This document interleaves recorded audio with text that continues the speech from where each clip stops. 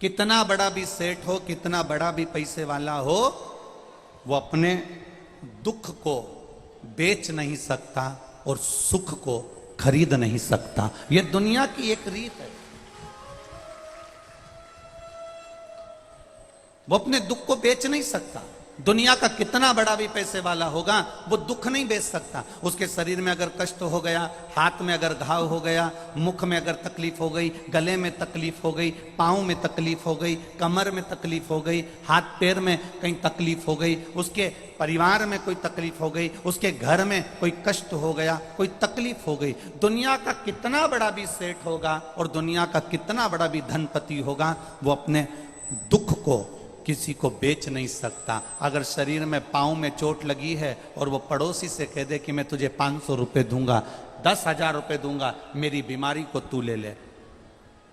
मेरा लीवर गड़बड़ हो गया, किडनी खराब हो गई, पीलिया हो गया, टीबी हो गई, ये बीमारी हो गई, वो बीमारी हो गई, कमर दुख रही है, घुटना दुख रहा है, कोई अपने पड़ोसी से कह दे मैं तुझे 50,000 रुपये दूंगा, मेरी बीमारी तू ले ले, मेरा कष्ट तू ले ले। दुनिया का कितना बड़ा भी सेठ होगा, कितना भी पैसे वाला होगा, वो अपने दुख को किसी को बेच नहीं सकता। और कितना बड़ा भी पैसे वाला होगा तो वो दूसरे का सुख खरीद नहीं सकता। उसकी जिंदगी में जो लिखा है, ललाट में जो वर्णन किया गया है, जो कर्म गति से लिखा गया है, वो उसको भोगना ही है, वो उसको भोगना है। मत बुरे कर्म कर बंदे वरना पछताएगा, भगवान की आंखों से तू बच नहीं पाएगा, तू बच नहीं पाएगा। अरे ओ अज्ञानी मत करना लाने, अरे ओ अज्ञानी मत करना, तेरे कर्म का फल भी तू ही पाएगा, जैसा किया तूने तेरे आगे आएगा। मत बुरे कर्म कर बंदे वरना पछताएगा, भगवान की आंखों से तू बच नहीं पाएगा, तू बच नहीं पाएगा।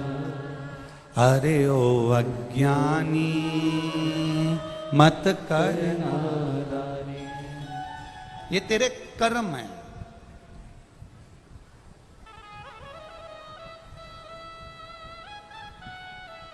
एक व्यक्ति ने एक प्रश्न किया यहीं पुष्कर जी में,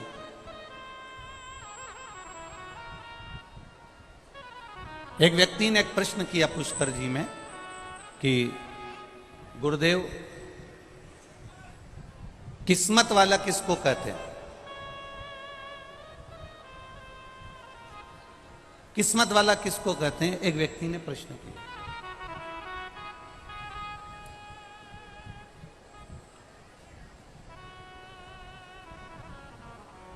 कि किस्मत वाला कहते हैं तो किसको कहते हैं? अब बहुत सारा जिसके पास धन होता है उसको किस्मत वाला कह देंगे क्या? बोलो रे जीजियों, ए पुष्कर वालियों, बोलो जरा, कहेंगे? जीजाओं तुम भी बोलो रे, अजमेर वालों, पुष्कर वालों, बोलो। जिसके पास धन ज्यादा है उसको किस्मत वाला कहेंगे? नहीं। जिसको बहुत सुंदरता मिल गई, एकदम सुंदर दिखे, उसको किस्मत वाला कहेंगे क्या? नहीं। जिसके घर में 3-4 बेटे हो गए, छोरा छोरी हो गए, बड़ी बिल्डिंग बन गई, 2-4 गाड़ियां आ गई, होटल, दुकान, जमीन, पेट्रोल पंप सब हो गया, बहुएं भी आ गई, उनका छोरा छोरी भी हो गया, उसको किस्मत वाला कहेंगे क्या? नहीं। किस्मत वाला इसको नहीं कह सकते। तुम्हारे पास में 1 लाख रुपए का मोबाइल है, तुम किस्मत वाले नहीं हो। तुम्हारे पास में लैपटॉप है, तुम किस्मत वाले नहीं हो। किस्मत वाला किसको कहते हैं? तो शिव महापुराण की कथा कहती है, जो ये मनुष्य शरीर पाकर उसके मुख से राम का, कृष्ण का, शंकर का नाम निकल जाए तो समझ लेना कि तुम किस्मत वाले।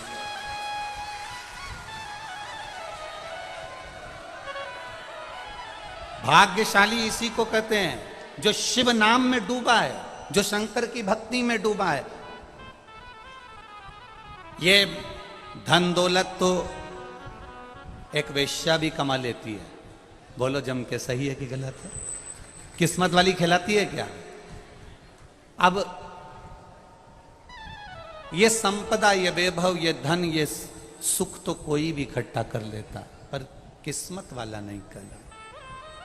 और ये बच्चे, लोग कहें कि हमारे 3-4 बेटे हैं, 2-3 बेटियां हैं, हम किस्मत वाले हैं, पोता पोती है, हम किस्मत वाले हैं। तो ईमानदारी से बोलो, इतने सारे बच्चे हैं, परिवार है, कुटुंब है, तो ऐसे तो बहुत सारे जीव जंतु के भी ढेर सारे छोरा छोरी होते हैं। तो कभी अपन उनको कहते हैं कि ये किस्मत वाला। लंकाधिपति रावण को किसी ने किस्मत वाला कहा? नहीं कहा। राक्षस जरूर कहा, असुर जरूर कहा, पर किसी ने किस्मत वाला नहीं कहा। पर किस्मत वाले में भी 3 बड़े प्रबल किस्मत वाले हैं, 3 बड़े भाग्यशाली हैं। भाग्यशालियों में भी भाग्यशाली हैं 3 प्रबल भाग्यशाली। पहला, दशरथ जी महाराज, जिनके घर में राम जन्मे। बोलो भाग्यशाली है कि नहीं? किस्मत वाले हैं कि नहीं? राम जिनके घर में जन्मे, किस्मत। दूसरे नंबर पर भीष्म पितामह, जिन्होंने भगवान कृष्ण का बचपन से लेकर जवानी तक का दर्शन करा। बोलो भीष्म पितामह किस्मत वाले हैं कि नहीं? बचपन से लेकर जवानी तक भगवान कृष्ण का दर्शन कर रहे हैं, वो भीष्म पितामह भी किस्मत वाले हैं। और तीसरे नंबर पर है गिद्धराज जटायु, जो अपने प्राणों को त्यागा तो राम जी की गोद में त्यागा। किस्मत वाला है कि नहीं? बोलो बोलो, जम के बोलो, है ना? अब दशरथ जी के घर में राम जन्मे, किस्मत वाले हैं। भीष्म पितामह ने भगवान कृष्ण का दर्शन किया, किस्मत वाले हैं। गिद्धराज जटायु की गोद में, राम जी की गोद में गिद्धराज जटायु अपने प्राणों को त्यागा, किस्मत वाला है कि नहीं? पर अगर इन तीनों को भी देखा जाए कि इन तीनों में भी प्रबल किस्मत वाला कौन सा है, बहुत भाग्यशाली कौन सा है, प्रबल किस्मत लेकर कौन पैदा हुआ, तो बताओ कौन पैदा हुआ? गिद्धराज जटायु। दशरथ जी के घर में राम जन्मे, पर दशरथ जी के जब प्राण छूटे तब राम सामने नहीं थे। भीष्म पितामह ने भगवान कृष्ण का दर्शन किया, पर भीष्म पितामह के प्राण छूटे तब कृष्ण सामने नहीं थे। और गिद्धराज जटायु, जिसने जीवन भर मांस खाया, पर जब प्राणों को त्यागा तो राम जी की गोद को पाया। यह प्रबल किस्मत है, यह भाग्य है उसका। गिद्धराज जटायु की कथा कहती है, बचपन गया जाने दो, जवानी गई जाने दो, अधेड़ी गई जाने दो, पर बुढ़ापा बिगड़ने मत। अरे बचपन खेल में खोया, जवानी नींद भर सोया, बुढ़ापा देख कर रोया, सिराने मौत हंसती है। गया बचपन, जाने दो, जवानी गई, जाने दो, अधेड़ी गई, जाने दो, पर बुढ़ापा मत बिगड़ने दो।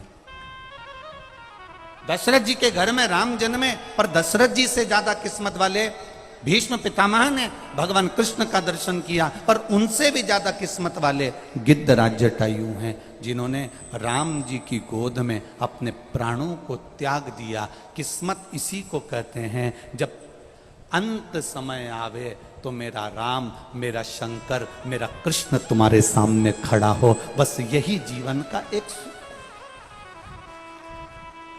और अंत समय प्रभु आना पड़ेगा, आप लोगों को आता है ना? जरा जम के बोलो जरा। अंत समय प्रभु वचन दिया तो निभा, आए ना आए प्रभु कुटुम कभी, अंत समय प्रभु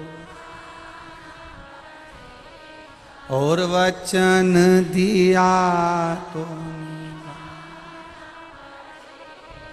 हाँ, अंत समय प्रभु